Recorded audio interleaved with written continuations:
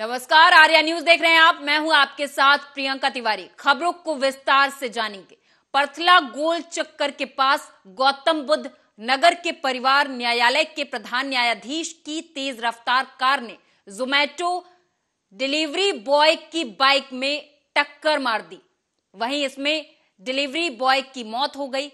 रविवार देर रात हुए इस हादसे के बाद कोतवाली सेक्टर 113 पुलिस ने शव को कब्जे में लेकर पोस्टमार्टम के लिए भेज दिया है। मामले में न्यायाधीश के बेटे ने अपने दोस्तों के खिलाफ बिना बताए कार ले जाने की रिपोर्ट दर्ज कराई है। हालांकि पुलिस मामले की जांच कर रही है। पुलिस के मुताबिक बहरामपुर गाजियाबाद में रहने वाले 27 वर्षीय परविंदर जोमैटो में डिलीवरी बॉय था। वो रविवार रात को किसान चौक की तरफ से परथला की ओर जा रहा था। परथला गोल चक्कर के पास तेज रफ्तार कोरेला कार सवार ने उसकी बाइक में टक्कर मार दी। इसमें वो गंभीर रूप से घायल हो गया। इलाज के लिए अस्पताल में हालांकि उसे भर्ती करवाया गया, जहां डॉक्टरों ने उसे मृत घोषित कर दिया।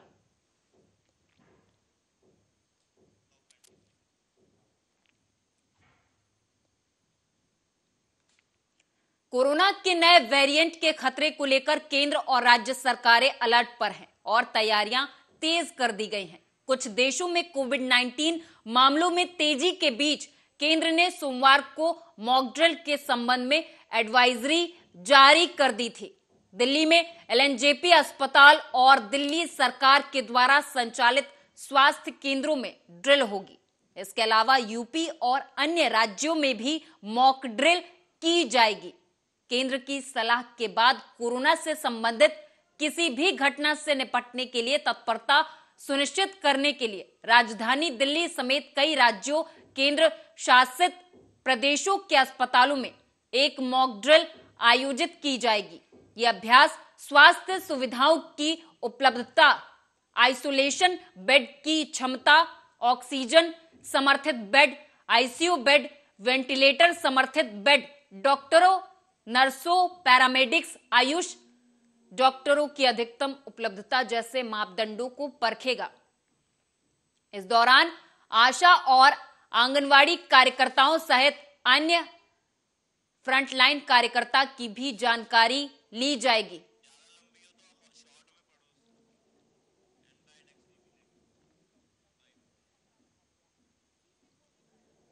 राष्ट्रीय राजधानी दिल्ली समेत पूरा उत्तर भारत शीत लहर और घने कोहरे की चपेट में है। दिल्ली एनसीआर में सोमवार को लोगों ने कड़ाके की ठंड का सामना किया। मंगलवार सुबह दिल्ली में शीत लहर जारी रहने के कारण घना कोहरा देखा गया। साथ ही न्यूनतम तापमान 7 डिग्री सेल्सियस दर्ज किया गया। मौसम विभाग के अनुसार अभी तापमान में विशेष परिवर्तन की संभावना नहीं है। नए साल तक अभी तापमान ऐसे ही ऊपर नीचे होता रहेगा। 2 दिन अभी शीत लहर और सर्दी परेशान करती रहेगी।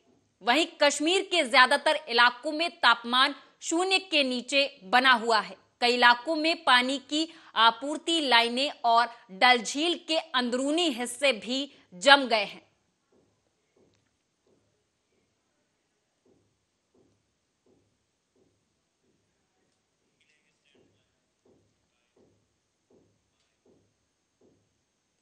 दुनिया में कई जगह बर्फीली हवाओं और तूफान के चलते जनजीवन अस्त व्यस्त हो गया। अमेरिका में जहां बर्फीले चक्रवाती तूफान बम के चलते अब तक 49 लोगों की मौत हो चुकी है, वहीं जापान के एक बड़े हिस्से में भारी हिमपात के कारण 17 लोग मारे गए हैं और 93 लोग घायल हैं। यहां सैकड़ों घरों में बिजली गुल है। उधर यूरोप के ऑस्ट्रिया में हिमस्खलन के कारण 10 लापता हैं।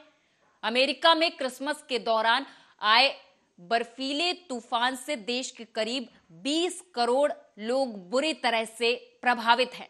49 लोगों की मौत हो चुकी है, जबकि कनाडा में भी 4 लोगों की जान जा चुकी है। तूफान का असर मैक्सिको तक देखने में आ रहा है। यहां मरीजों तक एम्बुलेंस नहीं पहुंच पा रही है और कई शहरों में बिजली तक गुल है।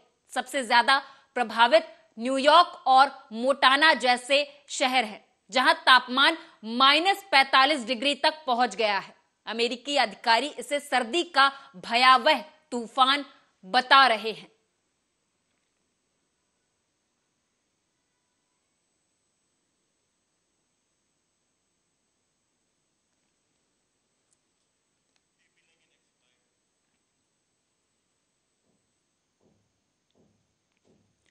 टीवी एक्ट्रेस तुनिशा शर्मा का आज अंतिम संस्कार किया जाएगा। इतना ही नहीं, तुनिशा मामले में फिर एक नया खुलासा हुआ है। आरोपी शीजान ने पुलिस को बताया कि उनका और तुनिशा का ब्रेकअप 3 महीने के अंदर ही हो गया था और दोनों के बीच में उम्र का भी फासला था।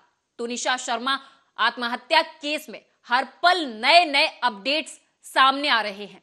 अभिनेत्री की मां की शिकायत के बाद शीजान खान को गिरफ्तार कर लिया गया और अभिनेता से पूछताछ लगातार जारी है, जहां शीजान तुनिशा और अपने रिश्ते को लेकर खुलासे कर रहा है। वहीं अब जानकारी सामने आई है कि पुलिस ने सोमवार को अभिनेत्री के करीबी दोस्त, रिश्तेदार सहित अब तक 17 लोगों के बयान दर्ज कर लिए हैं।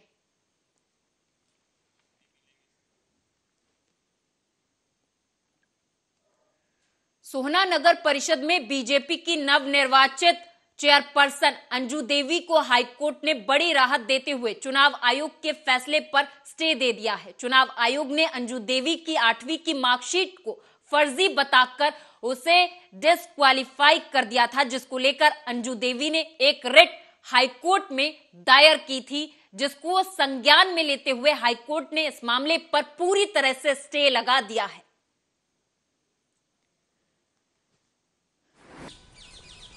मामला ये था, सोहना नगर परिषद चेयरपर्सन का जो पद था वो महिला एससी रिजर्व था। उसमें मेरी धर्मपत्नी श्रीमती अंजू देवी ने भारतीय जनता पार्टी की टिकट पर चुनाव लड़ा था, जो 22 जून को जिसकी गिनती हुई थी और उसमें विजयी घोषित हो गई, जिसमें विरोधी पक्ष को 1864 वोटों से हराकर ये जीत हासिल हुई। और जो हारने वाली पार्टी ने कोर्ट में पिटीशन डाल के वो डाला, केस डालकर हमारे विरुद्ध कार्रवाई की कि इसकी मार्कशीट जो है फर्जी है। उसकी वहाँ पे इंक्वायरी जो चुनाव आयोग को दे दी गई थी कोर्ट के द्वारा, और चुनाव आयोग ने एडीसी के द्वारा इंक्वायरी कराई। एडीसी ने जो है रिपोर्ट बना के दी, वो उसी को आधार मानकर चुनाव आयोग ने हमें डिस्क्वालीफाई कर दिया। और जो डिस्क्वालीफाई किया उसके विरोध में हम जब हाई कोर्ट गए तो हाई कोर्ट ने जो चुनाव आयोग का जो ऑपरेशन था उसको स्टे करके ये अंजुबाला एलियास अंजू देवी चेयरपर्सन के पद पर नियुक्त की गई थी। उसके अगेंस्ट अपोजिट पार्टी ने कोई रिट पिटीशन फाइल की थी। उसमें इंक्वायरी एडीसी महोदय ने की थी और एडीसी महोदय की इंक्वायरी के बेसिस पर उसको डिस्क्वालीफाई कर दिया गया था चुनाव आयोग द्वारा। उसके अगेंस्ट इन्होंने writ petition under section 226 file की। उसमें जो ऑर्डर पास किया वो ये ऑर्डर पास किया कि 24/3/2023 तक उस ऑर्डर 28/11/2022 के ऑर्डर का ऑपरेशन स्टे रहेगा और notice of motion opposite party को जारी कर दिया। मेन जो थे रिट पिटीशन में ये ग्राउंड लिए गए थे कि पहला जो ऑर्डर। बिजनौर से खबर है, जहां पर कोविड के नए वेरिएंट ओमिक्रॉन BF7 को लेकर केंद्र सरकार और प्रदेश सरकार के द्वारा नई गाइडलाइन का पालन करने के लिए अधिकारियों को दिशा निर्देश दे दिए गए हैं। तो वहीं स्वास्थ्य विभाग के द्वारा कोविड के नए वेरिएंट को लेकर सभी तैयारियां जिला अस्पताल में पूरी कर ली गई हैं। कोविड को लेकर बिजनौर जिला अस्पताल में 102 बेड का अस्पताल स्वास्थ्य विभाग के द्वारा तैयार कर लिया गया है। साथ ही साथ जिला अस्पताल में बने कोविड सेंटरों को पूरी तरीके से साफ करके वेंटिलेटर बेड को भी लगा दिया गया है। हमारा अस्पताल कोरोना की संभावित चौथी लहर के लिए पूरी तरीके से तैयार है। 102 बेड जिन पर ऑक्सीजन सप्लाई हमारी है, जिसमें 12 बेड हमारे आईसीयू के हैं, 17 वेंटिलेटर हमारे पास है, 11 HFNC मशीन है जो हाई फ्लो ऑक्सीजन देती हैं, वो हमारे पास है। 4 बाईपैप मशीन हमारे पास है और अभी मानव संपदा हमारी पूरी है। उनके ड्यूटी रोस्टर बना दिए गए, अलग अलग जगह के सारे अलग अलग विभाग के जो हैं हमारे नोडल अधिकारी नामित कर दिए गए हैं। तो हमारी तैयारी पूरी है। बस जनता से अपील यही है कि भीड़ वाली जगह पे कम से कम जाएं, मास्क और 2 गज की दूरी का पालन करें, क्योंकि बचाव ही सबसे बढ़िया इलाज होता है। इसलिए अपने आप बचाव अभी से करना शुरू कर दें। अननेसेसरी अस्पताल ना आए। अगर अस्पताल आते अटल बिहारी वाजपेयी की जयंती पर राहुल गांधी ने उनकी समाधि स्थल पर जाकर श्रद्धांजलि दी, लेकिन शायद ये बात बीजेपी को पसंद नहीं आई, क्योंकि बीजेपी प्रवक्ता शहजाद पूनावाला ने कांग्रेस नेता राहुल गांधी को इस पर घेरा है। आपको सुनाएंगे। अभी पता चला है कि गौरव पांधी ने अटल बिहारी वाजपेयी जी पर किए हुए ट्वीट डिलीट किए हैं।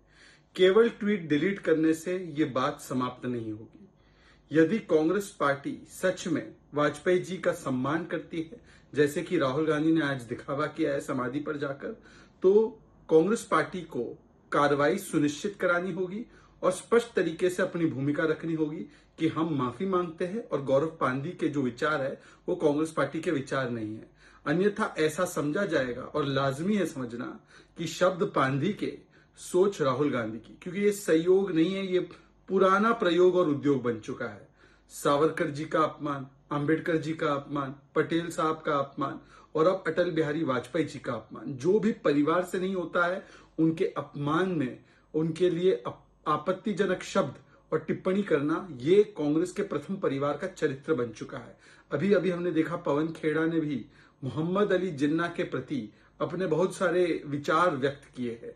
एक तरफ जिन्ना से प्यार और सावरकर, अंबेडकर, पटेल साहब, वाजपेयी जी, इनसे इनकार, इनसे तकरार, भारत के जो आदर्श है उनसे इतना वार, तो ये दिखाता है कांग्रेस का असली चाल चरित्र चेहरा। कांग्रेस को सार्वजनिक रूप से माफी मांगनी चाहिए और गौरव पांधी को बर्खास्त करना चाहिए। अभी पता चला है कि गौरव पांधी ने अटल बिहारी वाजपेयी जी पर किए हुए ट्वीट डिलीट किए हैं। केवल ट्वीट डिलीट करने से ये बात समाप्त नहीं होगी। यदि कांग्रेस पार्टी सच में वाजपेयी जी का सम्मान करती है, जैसे कि राहुल गांधी ने आज दिखावा किया है समाधि पर जाकर, तो कांग्रेस पार्टी को कार्रवाई। रायबरेली में पुलिस ने कई महीनों की मशक्कत के बाद लोगों के साथ मदद के नाम पर लूट करने वाले व्यक्ति को गिरफ्तार कर लिया है। दरअसल मिली जानकारी के मुताबिक 9 जनवरी 2022 को रायबरेली के सुपरमार्केट स्थित SBI के मेन ब्रांच में राजेंद्र कुमार FD रिन्यू कराने आए थे, लेकिन उनके साथ लूट की वारदात को अंजाम दिया गया। हालांकि पुलिस ने आरोपी को गिरफ्तार कर लिया है। सर, पूछताछ में क्या सामने आया? ये कैसे आया था और कैसे गया था? देखिए, वो घटनाक्रम तो मैं पूर्ण बता चुका हूँ, लेकिन उल्लेखनीय ये है कि ये जब CCTV फुटेज देखा गया था तो ये पता चला कि एक ई-रिक्शा से वहाँ पहुँचा था और निकल के यहाँ से ई-रिक्शा ही पकड़ करके वो आगे गया। बाद में जब हम लोगों ने और छानबीन की तो पता चला कि इन्होंने एयर टिकट कराया था यहाँ से, और एयर टिकट करा के यहाँ से सीधा मुंबई चले गए थे। फिर हमारी टीम ने मुंबई में भी इनका पीछा किया, लेकिन फिर ये भी पता चला कि मुंबई से कहीं और भ्रमण पे चले गए। कई दिनों तक ये। नाम है आपका? मेरा नाम RP सिंह है। आज जो है आपका पैसा रिकवर हुआ है, तो क्या कहना है आपका? नहीं, ये जिस तरह से एक प्रकार से सट केस था, पता नहीं था कौन आदमी है, कहाँ का है, और पुलिस ने बिना किसी मतलब आधार के इतना बड़ा मामला ट्रेस कर दिया। ये उनकी मेहनत और कर्मनिष्ठा और उनकी ईमानदारी का परिचायक है। पैसा ज़रूर उसने कुछ खर्च किया है, ये अब उसकी बात है, लेकिन जहाँ तक पुलिस का प्रयास का है, हम तो कोई कमी नहीं देख रहे हैं। रायबरेली पुलिस के बारे में क्या संदेश देंगे? कैसा काम नहीं, पुलिस क्या कहना चाहेंगे? नहीं, रायबरेली पुलिस का काम बहुत ही सराहनीय रहा है।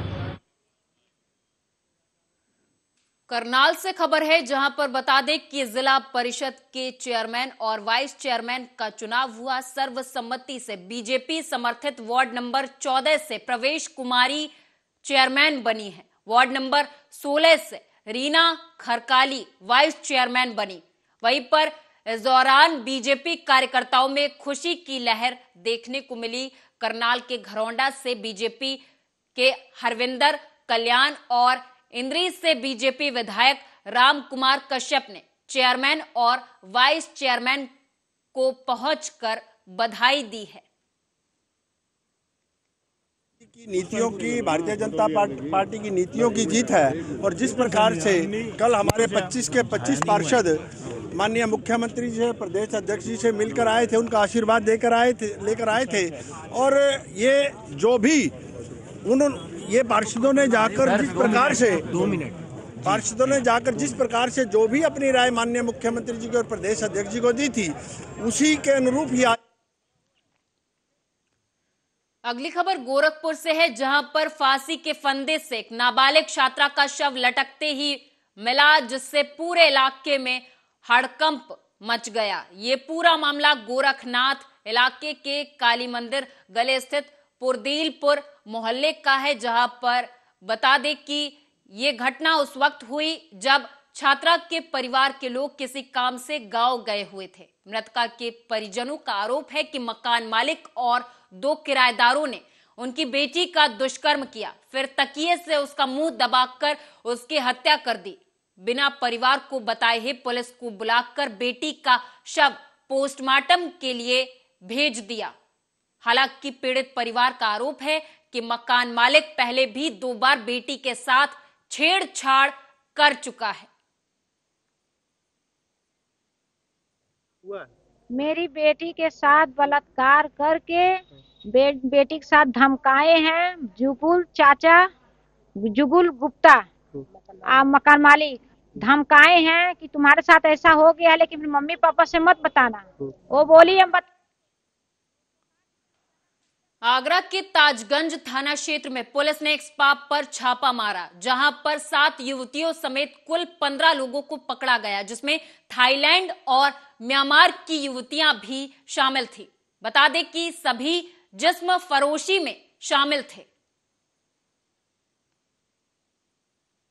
मैम, करते हुए कुछ लोगों को पकड़ा है, क्या संख्या है, क्या जानकारी है? ये कल थाना ताजगंज पुलिस को सूचना मिली थी कि एक फतेहाबाद रोड स्थित स्पा की आड़ में देह व्यापार का धंधा देशी विदेशी महिलाओं से कराया जा रहा है। इस सूचना पर थाना ताजगंज पुलिस, एएसटीयू की टीम और हमने जो है छापेमारी करी।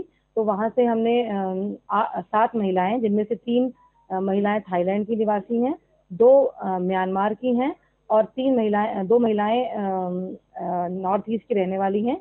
इनको पकड़ा गया और वहां पे 8 पुरुषों को भी पकड़ा गया। मौके से देह व्यापार से संबंधित संदिग्ध वस्तुएं बरामद हुई हैं और रुपए पैसे बरामद हुए हैं। सभी ने स्वीकार किया है कि वो वहां पे स्पा की आड़ में देह व्यापार का काम करते हैं। मुकदमा पंजीकृत कर आवश्यक कार्रवाई की जा रही है।